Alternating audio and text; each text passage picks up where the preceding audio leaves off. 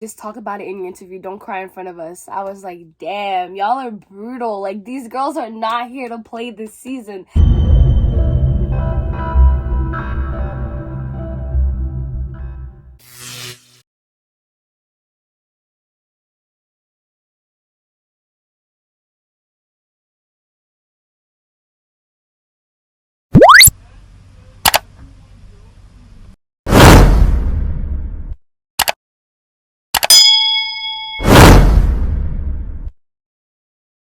Hey guys, welcome back to my channel. I'm Audrey Jerome, as you all know, and if you don't, well, hi. As you can see down below, today is another recap of The Bachelor. We're already at week 7. Today I will talk about the regular episode, but I will also address the whole situation between Rachel Kirkconnell, Rachel Lindsay, and what's his name? Chris Harrison. So if you want to know my thoughts on what is going on The Bachelor franchise right now between these 3 people, stay tuned till the end and you shall know what my thoughts are. So, I know I look super bad right now, but don't forget to subscribe to my channel. I only post banger videos and Bachelor recaps.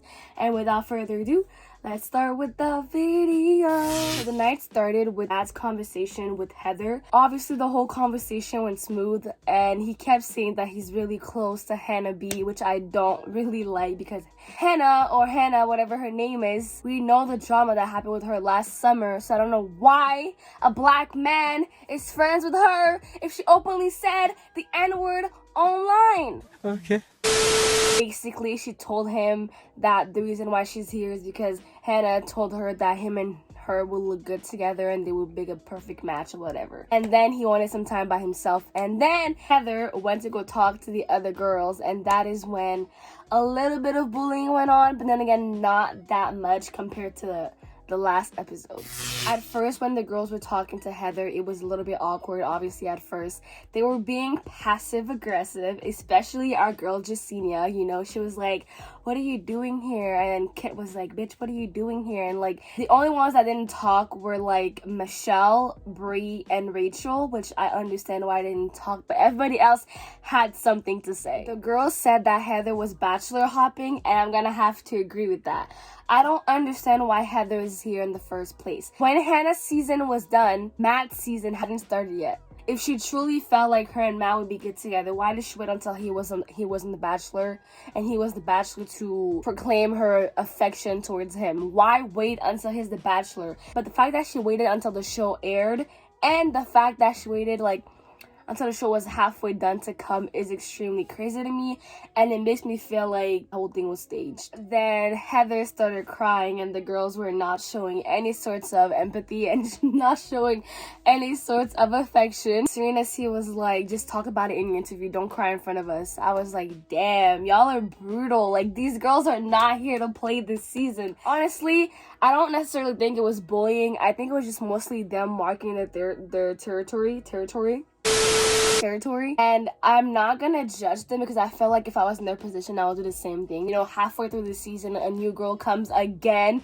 They've had to deal with like Brittany before and all the 5 girls coming in, so doing that same thing again halfway done the show, I understand where they're coming from, and I understand why like they were being sarcastic and like passive aggressive. That is completely fine to me. It wasn't that bad of bullying. Then after that, Matt did some reflection or whatever, and he finally talked to Heather. Long story short, he said no, that she cannot join this show and the process because they're way too deep into it, and I was truly happy about that decision. I called it last week. I was like, there's no way he's gonna do that because like we don't see Heather in the preview in the trailer ever again beside her wearing that white dress, so it made sense that Matt did not let Heather join the show, because if he did, then that wouldn't make any sense whatsoever. And when Matt was telling the girls that he sent Heather home, the girls' face was so funny. They all looked so happy, and then like they were just like super happy. And again, I don't really blame them because we're literally at week 7. And usually the show ends at week 9. So again, I understand how the girls felt, and I'm really happy that Matt sent Heather home. Then we had the rose ceremony. Matt was giving out 6 roses this time, and Michelle and Piper already had a rose. Bree, Rachel, Serena C, Kit, Jasenia, Abigail, all got a rose, and that means that Chelsea and finally Serena C went home. Then we had Serena's P one-on-one, and when they announced that Serena P was gonna have a second one-on-one, my heart literally broke for Abigail. Imagine being on The Bachelor, you know, you're already past the halfway point, and you haven't had a one-on-one yet, and the fact that Matt gave a second one-on-one to Serena P and none to Abigail says a lot, you know. And I felt really bad for her because literally every single person on the show had one. Well, not on the show, but like every girl that stayed so far on the show had a one-on-one, and Abigail did not have a one-on-one. So I understand her pain, and I would honestly feel super dumb and like neglected because Serena P had two and you had none. He doesn't like you, hun. Like, if he doesn't give you one-on-one, he doesn't like you, and like he doesn't want to see you. Period. Anyways, we had Serena's P one-on-one, and it was basically this yoga sensual date kind of thing. Serena P said that she felt uncomfortable, which I understand because not everyone is comfortable like being that close to somebody and like making eye contact for that long. So I understand why Serena P felt uncomfortable, but I really like how she lied to Matt, saying, "Oh yeah, that was a really nice date. Let's do it again." Like she was actually brutally honest. She was like, yeah, let's not do that again, you know. And again, I like how she was honest, and I like how Matt was like understood that not everyone was gonna like the same things, and I like how he basically tackled the whole situation. Long story short, she ended up getting a rose, and I'm not gonna lie, if I'm being honest, I did not expect Serena P to go to hometowns. But hey, I'm happy for her, you know. I don't think she's gonna win. I strongly think Rachel won, and I will talk about that at the end of the whole recap. But yeah, that was Serena's P's date. Then we had the group date, probably the smallest group date so far since we're already halfway done the show. We had Rachel, Michelle, Kit, Bree, Abigail, and Piper. And that wasn't really a date, it was more like just a talking session, which is a conversation between all the girls. So I'm gonna go through every conversation that was actually interesting for you guys. First, we had Bree. Honestly, I think it's extremely crazy how this girl resigned from her dream job just to be on The Bachelor. I don't think I will ever do that, because it's literally your dream job, and there's other ways to fall in love and to meet your husband and the love of your life. You know what I mean? Like, there's other ways to meet a guy. You don't have to quit your job, quit your dream job just to be in love with a guy. This girl also took a really big risk that I don't think I would have taken. But she also talked about her single mom and how her mom sacrificed a lot, which is why, again, I didn't understand why you would leave your dream job if your mom did sacrifice a lot. But then again, I'm not Brie. I'm no one to judge. So yeah. Then we had the sad, devastating conversation between him and Abigail. Long story short, Abigail wanted some clarification as to where the relationship was at, you know, because she knew that he didn't give her one-on-one.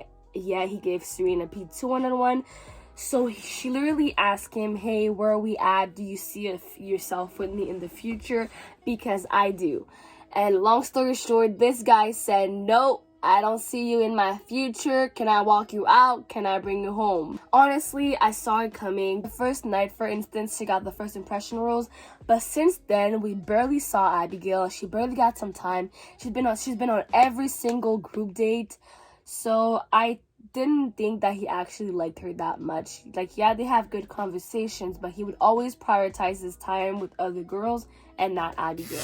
Then we had the conversation between him and Rachel. Rachel, you guys know how I felt about her before the whole scandal thingy. My feelings changed towards her. Like, now that I'm aware of what she did, my feelings for her definitely went down. But it doesn't mean that she's a horrible human being, you know what I mean? And again, I will talk about that at the end of the recap. Matt said something that was really pretty big to me. He said that whenever he's not around Rachel, he always thinks of her. And we all know that Rachel is the only girl that Matt has said, I'm falling in love with you. So I personally think that Rachel won the show. There's many evidence pointing towards Rachel that she won, like her Instagram pictures, just a bunch of things online that are pointing at Rachel's direction. So I'm like 99% sure that Rachel won. but again, you never know. I feel like now the other girls can slowly tell that like Matt actually really likes Rachel, because it's like Rachel's Lindsay season. The guys could tell that Rachel really liked Brian, so I feel like now the girls can actually tell that Matt really likes Rachel. After Rachel got the date, they went dancing, and then it's kind of sad because like while they were dancing, they were showing like flashbacks, not really flashbacks, but like they were showing clips of the girls crying while Rachel was like having the best time of her life with Matt.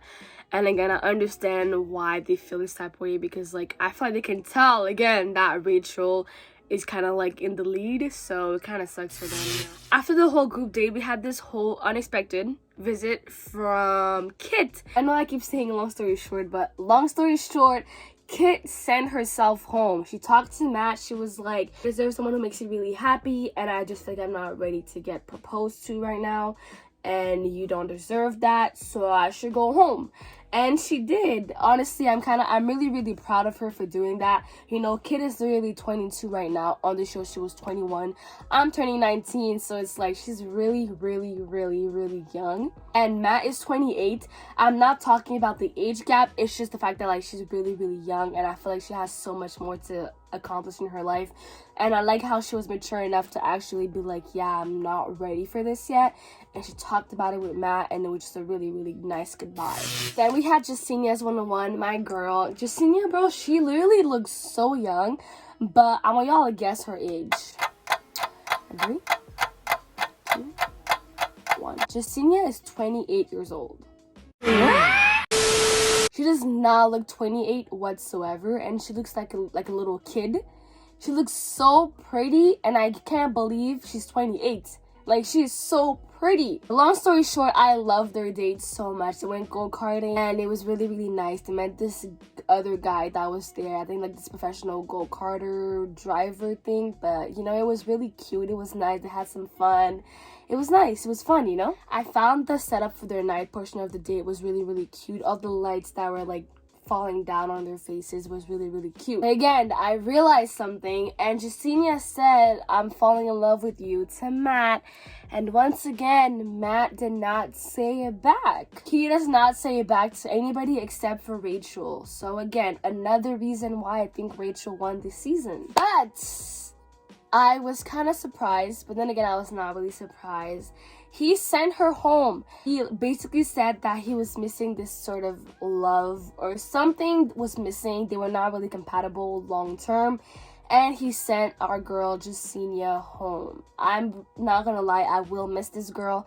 I love her. I think she's really nice. She's hella pretty. I love her, like, her sass at times.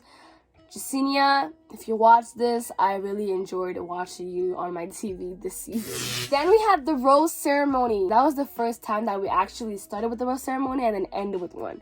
I was really happy with what I saw. It didn't really bother me, and it's kind of expected in my opinion. Rachel and Serena P already had a show. Rachel and Serena P already had a rose coming into the rose ceremony, and there was 5 girls. 2 already had a rose, and he was giving out 2 more, and that means that 1 girl was gonna go home. Michelle looked really pretty tonight, in my opinion. I really liked her outfit and her hair. She looked really pretty. Anyways, Brie and Michelle got a rose, which means that Piper went home. When Piper went home, she was for sure mad because she literally did not say a word to Matt. She walked in really fast and literally straight up in the car, and she didn't even say goodbye. She didn't hug him. She was obviously hurt. I felt bad, and again, I'm like, I didn't think she was gonna win anyways, so I'm glad that like he sent her home now and not after hometowns. But yeah, that was it, guys, which means that Serena P, Brie, Michelle, and Rachel are the top 4 for this season. Next week is hometowns. But yeah, that was it for this episode and this entire recap. Now, quick recap on the whole Bachelor franchise drama between Rachel Kirknell, Rachel Lindsay, and Chris Harrison. I'm not gonna explain what it is because I feel like if you watched my recaps, you should know what is going on in the Bachelor franchise. And if you don't know what happened, just watch the interview and just search up Bachelor drama Chris Harrison. You will figure it out. I'm just gonna say how I feel about it. Honestly, I was not that surprised that Chris Harrison was defending Rachel Kirkconnell, because he always gave me off vibes towards him, and like he seemed like a low-key racist person. I was just surprised that it took him this long to show his true colors on national TV, and it really bothered me how he was treating Rachel Lindsay on her own interview. Like, she was the one who invited you on the show. It's her show, so have some respect, okay? Thank you. He literally kept interrupting her, which actually bothered me because, again, it's her show. She invited you on her show, so again, show some respect. And he kept defending Rachel Kirkconnell. He kept acting as if 2018 was like 25 years ago. 2018 was literally 2 years ago. So relax. Like, I get that, like, Rachel Kirkconnell can change. I don't hate the girl. It's easy to make a mistake. You can learn from it. But the thing is, Rachel Kirkconnell only posted a IG post, basically apologizing, whatever, and that is common. Everyone can write a paragraph on Instagram and say I'm sorry. It is what she does next that will truly show me that she actually cares, you know. Maybe go on live, talk about it, maybe go on a show, maybe go on an interview. Just fully show that you actually mean it, and truly show that you actually change and that you no longer have these racist things going on in your brain. And the thing is, I heard that her parents also liked a racial post, or have said some racial posts, so I'm kind of scared to see how her hometown's gonna go like next week. But this whole thing is just very, very, very disappointing on both sides. I think I look super freaking dumb because, see, throughout the entire show, if you've watched all my recaps, I've always defended Rachel. I've always liked her. She was always my favorite. And then halfway done the show, I hear about this drama, and I'm like, what the hell is happening, you know? So it's extremely embarrassing for me. Now that I heard the drama, I'm aware of it, and like, just know that my opinions change.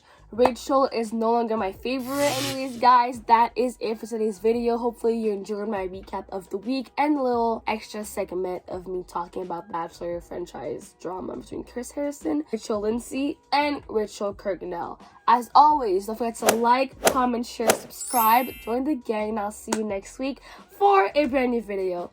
Bye, guys.